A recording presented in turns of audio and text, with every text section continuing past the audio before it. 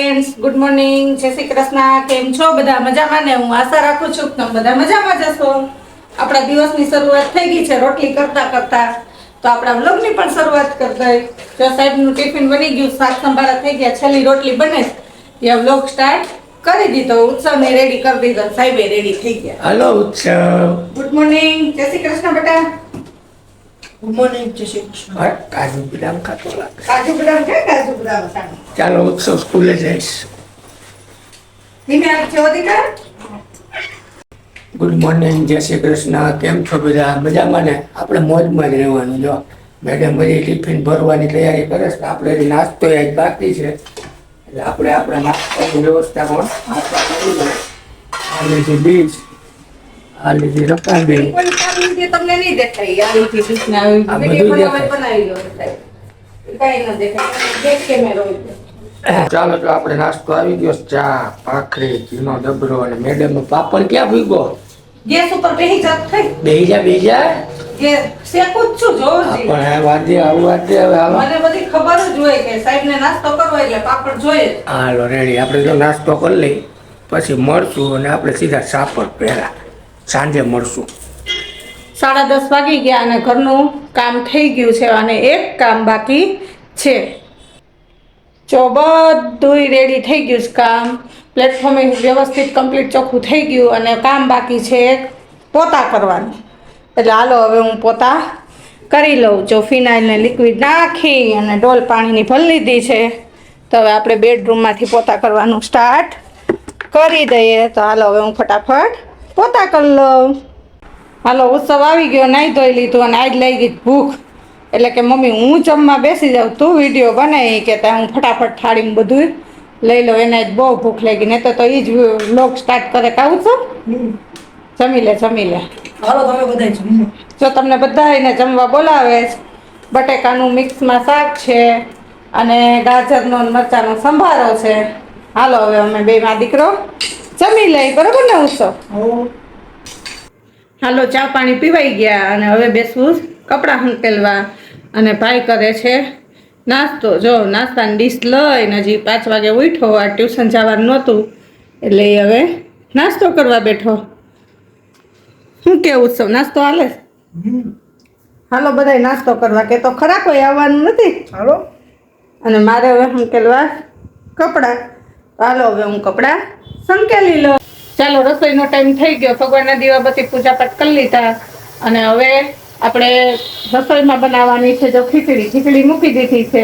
અને બીજું બનાવવાનું છે શાકમાં બનાવવું છે આપણે કારેલા અને ડુંગળીનું શાક મસાલાવાળું, કે જે ન ખાતા હોય ને, જેને કડવું લાગતું હોય ને, એ પણ ખાતા થઈ જાય એવું સરસ મજાનું આપણે ટેસ્ટફુલ શાક બનાવવું છે. અને હું કઈ રીતે બનાવવું એ રેસીપી પણ બતાવીશ. ખાવાની ખૂબ મજા આવે અને બધા આંગળા ચાટતા રહી જાય એવું સરસ શાક બને. તો હાલો હવે હું બનાવવા માંડું. જો હવે આ કારેલાની કટકી થઈ ગઈ અને હવે આપણે એમાં નિમક ભેળવી દેશું. થોડીક વાર નિમક ભેળવી અને આપણે એને અડધી કલાક માટે રાખી દેશું. અને બહુથી બોલવું પડે કારણ કે બહાર 2 વાગે છે. એટલે હવે આ ટાંકી મૂકી દેશું. ત્યાં આપણે આ ડુંગળીની કટકી કરી લેશું. તો અડધી કલાક થઈ ગઈ. જો સરસ મસ્તીનું નિમકનું પાણી છૂટી ગયું છે. એટલે હવે છે ને આપણે આને 2 પાણીએ કારેલાને ધોઈ નાખશું. અને આ બાજુ ડુંગળી અને ટમેટાનું પણ કટિંગ કરી લીધું છે. અને આ બાજુ આપણે તેલ પણ ગરમ થવા મૂકી દઈએ. વિડીયોમાં કન્ટિન્યુ બન્યા રહેજો. આગળનો વ્યૂ હું તમને બતાવીશ કે કેવી રીતે આ શાક વઘારું છું. અને જો ન ખાતા હોય ને તો એક વખત ટ્રાય કરજો. જરાય કડવું નહીં લાગે અને ના ખાતા હોય ને નાના બાળકો તો એ ખાવા માંડશે એવું મસ્ત શાક બને. અને આ કારેલાને આપણે બાયફા નથી હો, વગર બાયફા વગરનું શાક. ડાયરેક્ટ આપણે ધીમા ગેસે પાણી વગર આમાં ચોડવશું. ને ઘણા બાફીને કરે પણ આપણે કટકીને એમણે નિમકવાળી રેવા દીધી હતી. 2 પાણી ધોઈને ડાયરેક્ટ એનો વઘાર કરશું. ચાલો આપણે વઘાર માટે રાઈ નાખી દીધી છે. હવે આપણે જીરું એડ કરશું, હળદર અને હિંગ. હવે ડુંગળી ટમેટાનો વઘાર કરી દઈશું. નિમક હમણાં આપણે નાખશું નહીં કારણ કે મસાલામાં નિમક હશે અને આમાંય નિમક હોય એટલે ચાખી જ આપણે નિમકનો ઉપયોગ કરવાનો. હવે આને ધીમા ગેસે ચડવા દેશું. હવે આપણે આમાં બધાય મસાલા એડ કરી દેશું.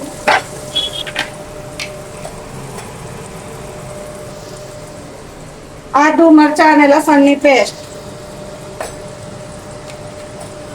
કાશ્મીરી ચટણી, કારણ કે થોડુંક મસાલામાં બધો આ મસાલો એડ થશે એટલે આમાં બધો થોડો થોડો કરીશ. પછી જે બીજો મસાલો હું બનાવીશ એમાં પણ આ બધો મસાલો ઉપયોગમાં આવે. આ ગરમ મસાલો અને ધાણા જીરું, નિમક હમણાં નાખતી નથી અને કારેલાનું શાક છે એટલે આપણે ગળપણ અને ખાટું પણ હોય તો જ મજા આવે એટલે આપણે ગોળનો ઉપયોગ કરશું, પણ એ છેલ્લે અત્યારે આ પાકવા દઈએ. ચાલો, ડુંગળી ટમેટા અધકચરા ચડી ગયા. હવે આપણે એમાં કારેલા એડ કરી દઈએ છે, 2 પાણીએ ધોઈ નહીં ખાતા એ, અને આને ચડવા દેશું આવી રીતે ખુલ્લી જ રીતે. ઉપર ઢાંકશું નહીં, કારણ કે આપણે પાણી નથી નાખવાનું અને ઢાંકીએ એટલે એની બાફ જે અંદર પડે વરાળ એ કડવી હોય એટલે શાક આપણું કડવું થાય. એટલે આપણે ખુલ્લે તપેલામાં જ આપણે બાફવાનું છે. કઢાઈ આપણે ખુલ્લી જ રાખશું. અને હવે આપણે મસાલો તૈયાર કરી લઈ. જો એક મસાલો તમે તૈયાર કરી લીધો છે. આમાં છે માંડવીનો ભૂકો, તલ અને વરિયાળી, જે મારી પાસે હતો જ ઓલરેડી. હું એક આરે કમ્પ્લીટ રાખું જ છું એટલે આટલો છે એટલે ચાલશે. અને તલ, વરિયાળી અને સિંગનો ભૂકો છે. અને આ છે ગોપાલનું ખટ્ટા મીઠા મિક્સ ચવાણું. એને હવે આપણે મિક્સરમાં ક્રશ કરી લઈ અને પછી બનાવીએ મસાલો. મસાલો બનાવશું ત્યાં આપણું આ ચડી જશે. ચાલો, હવે આપણું શાક બની ગયું છે રેડી. કારણ કે મસાલો જે એડ કર્યો ને એ ક્લિપ છૂટી ગઈ છે. ઉત્સવે વિડીયો બનાવ્યો પણ નથી લેવાની એટલે મેં ફરીથી તમને બતાવીએ કે આપણે મસાલો એડ કરી દીધો અને શાક થઈ ગયું છે રેડી. હવે સાહેબ ખાઈ લઈએ પછી ખબર પડે કેવું બન્યું. સાહેબ પાસેથી આપણે લઈએ. ખાશો ને? દે દે ભાવે કારેલાનું કાંઈ ભાવે ને? હા ભાવે, કારેલાનું તો મોજ આવે. હા ઠીક. કડવું તારું જ જવાનું હોય, કડવું જરાય નહીં હોય. તું જોતા તેડી ચાખે, તું ચાખ પછી કહેજો કેવું બન્યું. ચાલો જમી લઈ. ચાલો ચાલો. ના કે કારેલાનું શાક છે, લાગે ઊંધિયા જેવું લાગે. મમ્મી બધું નવું કાઢે. તો તાદેડી હમણાં ઈ જ કહેતા હતા કે તમે કે આળસ ના થાય તાદેડી કે આ બનાવતા એ કે ફટાફટ વઘારે જેવું કરી નાખે. મેં ખાવું આપણે ને એમાં આળસ શું ખાવી છે. હમણાં ઈ જ કહેતા હતા કે તમે આળસ ના થાય ક્યાં નહીં મતો શીખી. હા તો તમે ચાખો હાલો ભાઈ, ખબર ચાક શું ને બનાવવું છે તો ખાસું જ ને આપણે. કાંઈ ઘટે કેવું છે શાક? કાંઈ ના ઘટે ભાઈ. મજા આવી? મજા એટલે ઘટશે શાક. ઓહો. હવે કઢાઈમાં છે ને બધી તમારું બરાબર. ખીચડી આવી જો. આ ખીચડી આને તમે ખાઈ લેજો. કામ ઊંચું ખોટી રીતે ને આમ દિલથી ખાતી. ના કોઈ છે નહીં ઘરના કારણ કે છે. ઈ લોકો આપણો વિડીયો જોવે તો ઈ લોકો બનાવે એમ કે બનાવવા જેવું જ છે તે શીખવાડ્યું. હા હા તો એકવાર બનાવો ભાઈ, ચોક્કસ બનાવો. હા. કડવું લાગે છે? જરાય નહીં. જરાય નથી લાગતું ને તો હજી અમે નથી ચાખ્યું. સાહેબ ને કહો તમે પહેલા ચાખો પછી ઈ કહેશે આપણને. કાંઈ ન ઘટા. આ તો ખાવા હવે અમે જમી લઈએ. સાહેબે વખાણ કર્યા એટલે બસ હવે ઉત્સવ ચાખે એટલે કે જોઈને લઈ લીધું તો પેલું એ કે આ બધું મારું શાકી કે તમારું કાંઈ નહીં. કઢાઈ જ લઈ લીધી જમ્યા એને પાસે. એમાં બધી ખીચડી ખવાય. આ કાંઈ વાંધો નહીં, ખાઈ જાવ. ભાવ્યું ને ગમે ને તો બસ આપણી મહેનત વસૂલ થઈ, બરોબર ને? ચાલો તો હવે જમી લઈએ અને આ વાત પર જ આજના વિડીયોનો અહીં એન્ડ કરશું. જો તમને અમારો વિડીયો પસંદ જ આવ્યો હોય તો અમારી ચેનલને લાઈક કરજો, શેર કરજો અને ચેનલમાં નવા હોય તો જરૂરથી સબસ્ક્રાઇબ કરી દેજો. ફરી મળશું એક સરસ મજાના નવા વ્લોગ સાથે.